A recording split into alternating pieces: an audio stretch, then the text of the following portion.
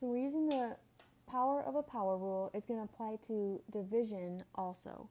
So like on number 7, we have this 3 on the outside. We're still going to follow the same rule where the outside exponent is going to multiply all of the inside exponents. And there's a hidden 1 here and a hidden 1 here. So multiply 3 times this one makes it 2 to the third, and 3 times this one makes that 3 to the third. And then again, anytime you have numbers we should evaluate. So 2 to the third is 8, 3 to the third is 27. I'm not always going to evaluate just for time's sake, but since that one was so easy. So on number 8, again, there's a hidden 1 here. So I'm going to 2 times the 1 makes that y to the second, and 2 times 4 makes that 2 to the 8th. And again, we should solve this out and figure out what 2 to the 8th is, and that answer would go whatever that number is. Number 9. We're going to do the same thing. So we're going to take the 3 on the outside times each of the inside exponents. So 3 times 3 makes that 5 to the 9th. And 3 times negative 2 makes that x to the negative 6. So 2 things on this one. We should figure out what 5 to the 9th is. But again, time's sake, we're not going to on this one. But I also need to get rid of this negative. So we can't leave a negative exponent. So it's negative in the denominator. It needs to move up to the numerator. So I have 5 to the 9th and whatever that big old long value is. And then the x move up to become x to the 6th. Now because the x went up, there's actually nothing left in the denominator, so I don't need a denominator anymore. Okay, then we get a bigger one, like number 10 here. So we've got a little bit of the multiplying and dividing. So the outside exponent is this 2. This 2 has to multiply every single inside exponent, including all the hidden ones.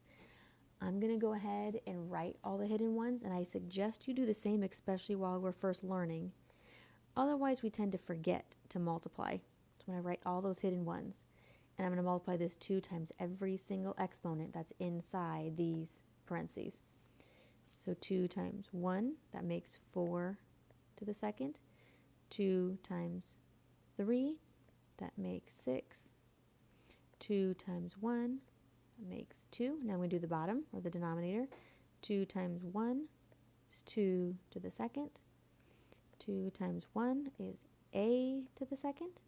And 2 times 4 is b to the 8th. Now, this is not the only way to do this one. I could have, I'm going to erase some of those lines so we can see this again. I could have actually simplified and did this dividing first, like the 8 with the a, the 4 with the 2. So that's another way you could do that one, and we can look at that one later if we have some time. So one way is to do all the exponents first, and then we can start simplifying. So I can do 4 to the second. I'm going to solve that now. 4 to the second power is 16. 2 to the second power is 4. And then now I can see I've got 16 and 4, and those are being divided. So 16 divided by 4 is exactly 4. And then I can reduce my a, so they're a and a the same base. So I can use my exponent rule. 6 minus 2 is a to the 4. Remember that after we divide, the answer automatically goes to the numerator. And then b and b, so I can use my exponent rules there. 2 minus 8 is negative 6. So we can't leave that negative, so think of it as a fraction. So I'm going to leave the 4 and the a to the 4 alone because they're already positive. But that b then has to move down to become positive. So let's look at the other way we could have done this. If we just simplified this inside first. So we did the 4 divided by 2 is 2.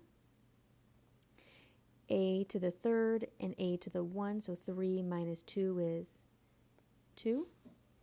And then b to the 1 over b to the 4, so 1 minus 4 is a negative 3. So we end up with this.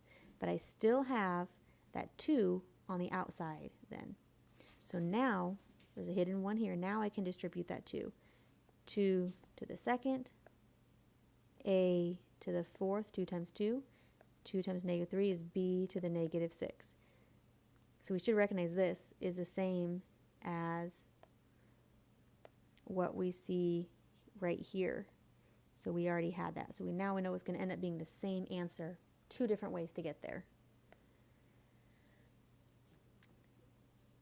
Number 11, let's go ahead and use this way that we did over here.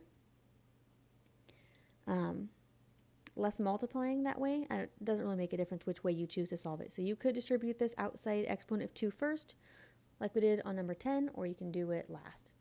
So let's do this one last. I'm going to go ahead and then do all my exponent rules simplifying inside. So the 6 and the 2, those are different bases, so I can't use the exponent rules. So I'm just going to divide like normal. 6 divided by 2 is 3. And remember, when I'm doing that dividing, answer ends up automatically in the numerator. So the x's I can do, so 5 minus 8 is negative 3. And then the y's I can do, I'm going to write this one out so we can actually see what it is that I'm doing there. So I'm going to take the y's, I'm going to subtract the exponent. So I have a negative 1, so I have a negative 1. And I'm going to subtract, so minus. My other exponent is negative 4. So I have negative 1. I need to subtract negative 4. So be real careful with all those negative minus signs. So we can put this in the calculator, or we can do it, if we do it by hand, I'm going to change it to adding the opposite. Negative 1 minus negative 4 is really negative 1 plus 4, and that's going to be positive 3. So then the y ends up being y to the positive 3. So we are almost done, but we haven't used this 2 yet. So we still have this in parentheses, and there's still that 2 on the outside there. And then again, here's that hidden 1 I don't want to forget about. So now I'm going to multiply my exponents. 2 times 1 is 2. 2 times negative 3 is negative 6. And 2 times positive 3 is positive 6. And then our last step is let's get rid of that negative exponent. So think of that as a fraction. 2 to the third can stay, and that's actually 9. 2 to the third is 9. Sorry, 3 to the second is 9. The y can stay because it's positive exponent, but that x needs to move down to become x to the positive 6.